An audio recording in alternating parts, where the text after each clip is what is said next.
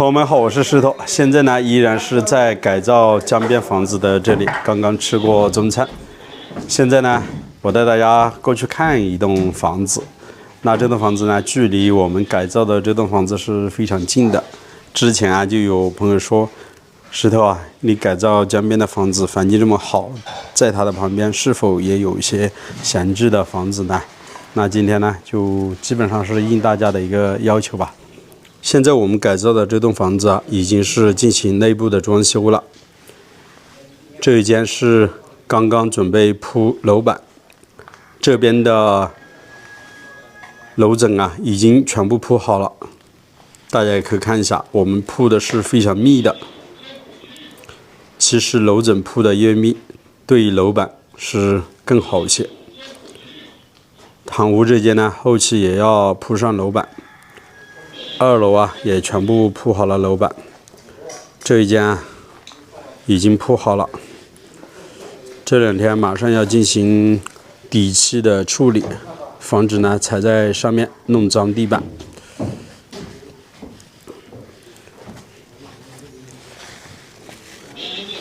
我们这栋房子啊，是整个寨子为数不多靠近江边的一栋房子了。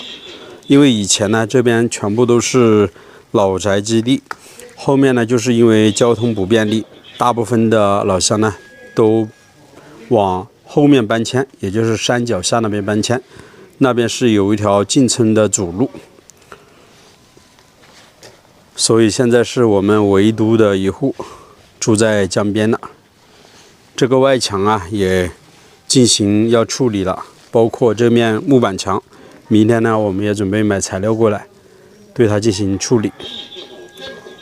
这栋房子啊，就从这里走过去，是一条小路，当然可以从那边走。我从这边走呢，要更快一些。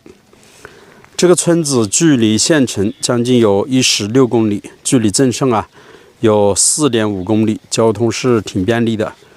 这是一个土家族的寨子，所有的房子呢，几乎都是坐东朝西，因为呢，这边整个朝着江面的位置呢，都是朝西的方向。对面呢是花垣县，这边是保靖县。2个县城呢，地理位置是紧隔着一条清水江。整个清水江呢，它是从贵州那边流入下来的，到我们湖南这边呢，是第一个县城是花垣县，然后呢流入了保靖县，最后再流入幽水河，幽水河呢流入了沅陵和洞庭湖。以前啊，我们这边陆路交通是非常闭塞的，所有的老百姓出行呢，全部都是走水路，所以沿江沿河两岸的房子呢，都建得还挺不错。这边啊，有一条小路可以进去，就是这栋木房子了。这里呢是有一位老大爷，可能正在地里面除草。这边地里面种的有红薯，还有橘子。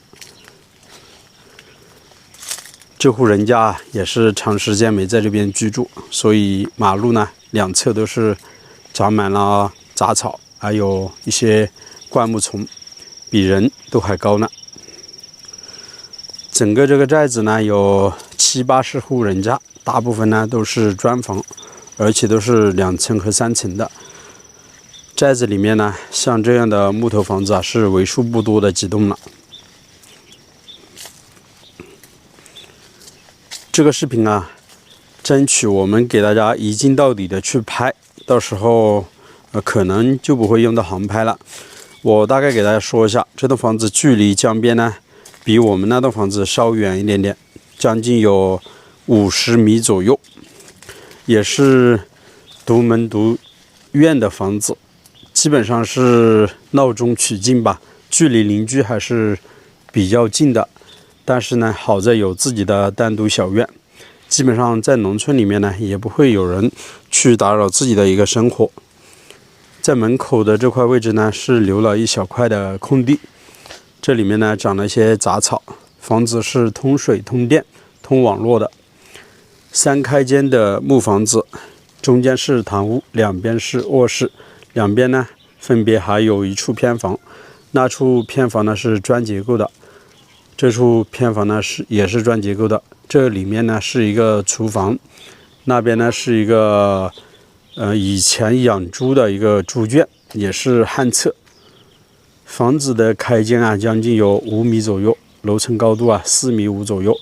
住在1楼，2楼呢是没有房间的，和我们那栋房子是一样的。上面呢也没有进行装修，铺了一个简单的楼板，堆放的有些杂物。整个院子啊，我们看一下，大概宽约70个平方吧。以前呢是没什么材料，用石灰加一点点的水泥做了一个硬化，所以这个硬化的层面呢是薄薄的一层，所以时间久啊，是整个院子里面都开始长了一些杂草。门口的位置呢有2棵柚子树，再过去呢是他们家的一块菜地，倒是挺宽的。平时呢种点菜，养点鸡鸭，倒是挺不错的。房子呢也是背靠着大山，面朝着清水江，一条小路可以进来，车子呢是完全开不到院子里面的。这边厨房的位置是单独留了一道房门可以进入的。这栋房子啊，大门是没有装修，基本上就是用木板这样子给它稍微的简单拦截了一下。中间呢是2扇木门。这样的房子啊，还是需要简单的装修，或者以前的旧木板呢，需要重新给它打磨上油漆，这样子呢，住着会更舒服一些。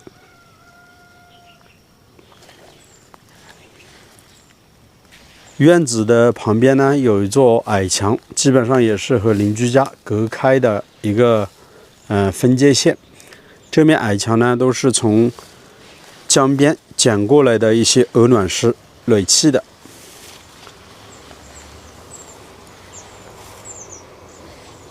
其实这么看过去倒是挺有层次感的，感觉还挺不错。给人的感觉啊，整个院子就是一户田园农村小院。门口的这棵柚子树啊，结满了柚子。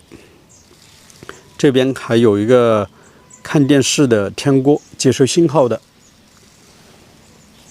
房子的这块位置呢，有一小块的空地，以前也是他们家养猪啊，还有鸡圈的位置啊。但是屋顶上的瓦片呢，破损的还是比较严重的。这里呢，将近也有60-70个平方左右。以前这边都是猪栏，这里还有旱厕。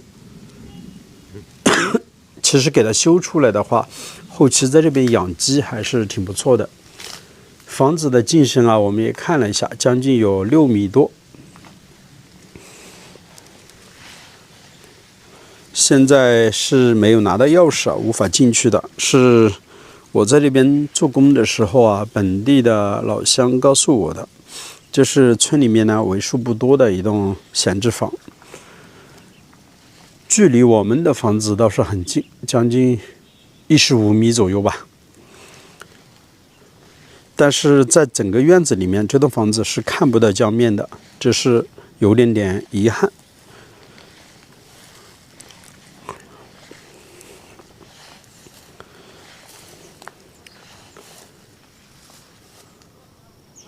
基本上大概就是这样的一个环境。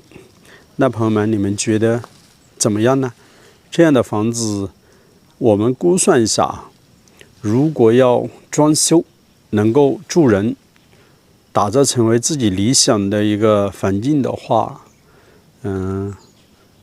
我在想啊，以我们那栋房子作为标准啊，大概8到15万左右。我觉得算是还要控制住成本，才能够把这栋房子打造好。因为农村的房子大家看着是进行一个简单的装修，但实际上城里面过来生活，想来居住的话，很多地方它是不尽如人意的，必须要通过去装修改造，才能够有一个很好的环境，这样子居住起来呢，人也更舒服一些，对不对？那这样的一个价格不知道大家能够接受吗？农村的院子它有很多约束的，比如说就像身后的这栋房子，你不能够推倒重建，只能在它原有的基础之上进行加固、改造、维修，所以说它有它的局限性，但是呢也给我们提供了很多便利之处。像这样的一栋房子，如果把它租下来，甚至于把它买下来，它的价格呢是没有多贵的，肯定赶不上城里的房子。这呢也是有利有弊的地方吧，我觉得看个人的索取，对不对？好了，那这期的视频呢就暂时为大家分享到这里，我是石头，喜欢的还请记得点个关注，我们下期再见，拜拜。